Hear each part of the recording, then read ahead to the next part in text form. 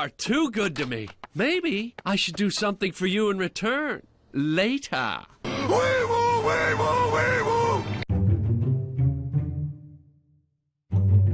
Disney's got a crazy cuckoo bananas adult cartoon. They don't like to talk about it. Yeah, they don't like to talk about a few specific things from their past. Okay, what do we got here? A couple of slackers? Make them cats. You got a show. So this was originally marketed on ABC Family as children's programming. Of course, as you can see, it's animated. So what else would it be other than children's programming? The series was created by Andy Riley and his friend Kevin Cecil, a man we can thank for having a hand in Romeo and Juliet and Romeo and Juliet 2, Sherlock Gnomes. They constructed a pilot for this all the way back in 2001. It's claymation and animated by Studio Laika. Eddie, do you ever fake a purr? Yeah, man. Or no one will get any sleep. For the most part, it looks pretty decent. You can really see the roots from the show in the pilot. It hasn't changed much with the exception of the voice cast. At its core, the show is... It's kind of a Garfield meets Seinfeld, is what it is. That, sure. A Garfield meets Seinfeld. A Garfield meets Seinfeld. It's a raunchy, shock humor-based series with a couple of cats that go on various adventures around their neighborhood and cook up various schemes with a few clever jokes peppered in here and there for good measure. And where do you see yourself in 10 years' time? Dead. Well, I'll be dead. We're cats. Also, Buckley, one of the cats, wants to bone his owner, Louise.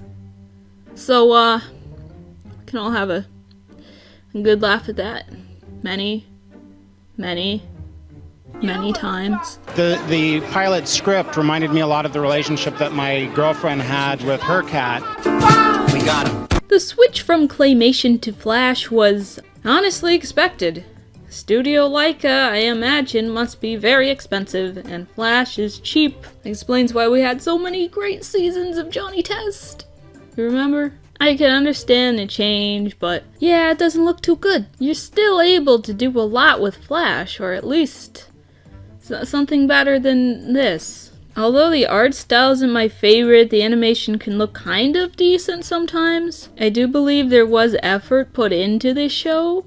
The end product just fell a bit flat. You can even see some of the storyboards from the show and what it ultimately ended up looking like in the final product. To me, the storyboards have a little more personality than what we get in the show. The same guy who does the storyboards also did storyboards for Family Guy, so I can understand the resemblance between the two shows. I can see you over there going, okay, I'm interested. Show me an episode of this show. You got this crazy new thing I've never heard of. Apparently some Disney scandal. Although that was probably clickbait. Nonetheless, what is it I want to see? Okay, it appears Buckley and Eddie have dragged Buckley's owner, Louise, to a hockey game. Buckley, when you dragged me down here, you said there'd be lots of single guys. And there are? Yeah, these guys are single for a reason. Hey, you. You like our friend? Turn around, girl, show him. 6 out of 10. Multiple wacky shenanigans happen, which leads up to Buckley getting a job as the new mascot. Ah, so you got a job. Again. So there was this other episode titled Work, Work, Work. Buckley became the head of a company. Sure. I thought you guys were supposed to be slackers. Louise goes away to visit her college friends, leaving Eddie and Buckley alone with an automatic cat feeder for Buckley. So naturally, they try to cheat the system and get more food out of it. Drop it on 3. 1, 2... Wait up. Why 3? 2 would be quicker. Yeah, but 3 is... Look, it's just 3, all right? Whatever you say, let's just do that. Okay. 1, 2... But just think of all the time the world would have saved if people did things on 2 instead of every time on 3. We'd have cured cancer and colonized Mars by now. Okay, we'll do 2. 1, 2! Yeah, the humor in this show is quite the Seinfeld/Garfield mashup we'd all hoped for. That was 10 out of 10 there. After their first few attempts to get more food out of the machine don't work, they meander around until they come across Tabitha. It's everybody's favorite, Tabitha! Yay! She's one of the supporting cast, along with Duper, a paranoid and insane Tibbet cat, and Miss Boots, a very sassy, large, and in-charge type that always has it out for our two main characters. She acts as sort of an antagonist for the show, and definitely does in this specific episode as well. But let's get back to Tabitha. She's just this strange, quirky entity that honestly provides some of the best lines in the show. Sorry about the little box, Buckley. When I heard your voice come out, I got scared and I had to kill it. She's responsible for getting one or two actual, genuine laughs out of me. Right now, it appears she's set dressing for a level of Kirby's Epic Yarn. Buckley and Eddie just sort of move on. They generally don't like Tabitha or are neutral towards her. I mean, what am I supposed to do all day? You can hang out with me. Come on. Meanwhile, back at that garage. Okay, now we don't want to be like those dumb cats who get locked in garages. Yeah, you remember that whole mascot plotline they had rockin' and rollin' here? Well, so this contrived nonsense happens. Help! I'm trapped in a garage and I've got to be the mascot for the Mighty Redwoods tonight! Help! Really, Buckley? A hockey mascot? How interesting. Mrs. Boots just goes and becomes a new mascot. Solve the seal, challenging Mrs. Boots in a bit of good-humored fun. So, how are our two slackers doing in the garage? We can't find power tools to cut our way out, and no one can hear us. We can't get out by pleasuring ourselves. I told you that, and there was no need to prove it. So they're stuck there for the episode. Okay, they're stuck there. I see what this is. This is starting to feel like a bottle episode. Let's do this. Tabitha arrives in the nick of time. She props the door open with the fire hydrant she needed earlier. Those she had saved turn to her with teary eyes and cry, Tabitha, you idiot! A few moments later. You don't love Tabitha. Being trapped like this is playing tricks on your mind. I had to help. And anyway, I love Tabitha. Tabitha and Buckley have this sort of love-ish thing going on. I know you're sad about not being the mascot, but you'll always be my Mighty Redwood. Oh,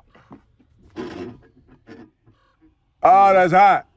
That's hot. You see, the comedy in this show is very hard to get a read on. It's in a constant loop of, look how adult and edgy we are, but not too mature and edgy. We're on ABC Family. Look at this dumb joke your kid can laugh at. Wait, is he with you? No. Sure I am. It's Bring Your Pet to Work month, and I'm his pet cat. Eddie, I am a pet cat. How can a pet cat have a pet cat? Easy. And I might bring my pet cat tomorrow. And then the day after that, my pet cat might bring his pet cat. And then the day after that, my pet cat might bring his pet cat. Got that? Don't write him a pass. Don't write him a pass. I'm writing a pass for your Pet cat. and his pet cat. And the pet It's pretty darn jarring. Things kind of start to go south for the cats. You have fun now, and I'll work on my speech. When Tabitha and I started going out, some were skeptical. They're incompatible, they said. She's not good enough for him, they said. And they were right, but our love is stronger than all that. Our love makes every other marriage look like an empty sham. Though we've only been together 3 days. 4 days? Honey, when was our first date again? Honey?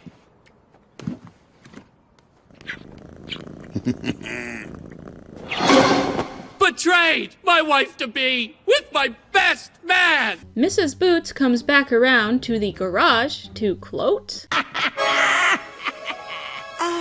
Buckley.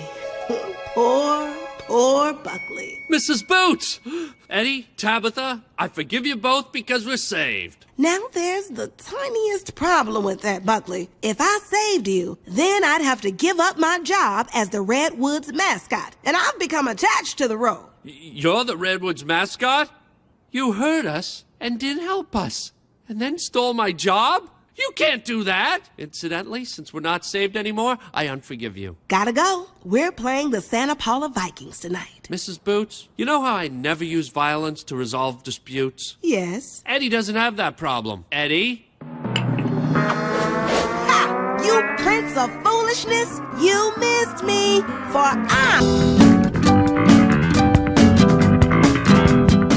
So Mrs. Boots ends up getting trapped in the garage with the rest of the cats. There's that little throwback to when Tabitha was knitting earlier. She uses her knitting skills to fashion Mrs. Boots' fur into a rope so they can all escape. Then we're good. Whatever happened with the mascot, it's just like, that's not the main point. Oh, Tabitha, I don't have very strong feelings for you anymore. But, Buckley, how can you say that when I don't feel a whole lot for you either? I can hardly remember what your names are. And back to the status quo. So this episode of Slacker Cats could be described as some sort of a bottle episode. A bottle episode is an episode of a TV series that is minimalistic, not having a lot of fancy sets or big effects, usually set in just one room or one location with just the main cast. I thought bottle episodes were sort of forced to be more creative than usual episodes because of their limited nature. You know, kind of like how Vine is really creative because people only had 7 seconds to express themselves. And granted, this episode is a bit more entertaining than most of what I've seen from the series. It's still very lacking. Maybe someone can smell we're in trouble. We burn something that begins with an S, something that begins with an O, then something that begins with an S. I got sock for the first one. I couldn't find anything starting with O, so I drew an octagon. Now all we need is something else that begins with S. Cedarwood! This is the comedy police. The joke's too funny. From the years of trying to pitch this to a network to the behind the scenes videos, you can tell this was a real passion project for the creators. It really didn't work out in their favor, however, as the series was cancelled after 6 episodes, and then had the rest of the episodes dumped on ABC Family's website. Yeah, you can't find that anymore. ABC Family doesn't exist.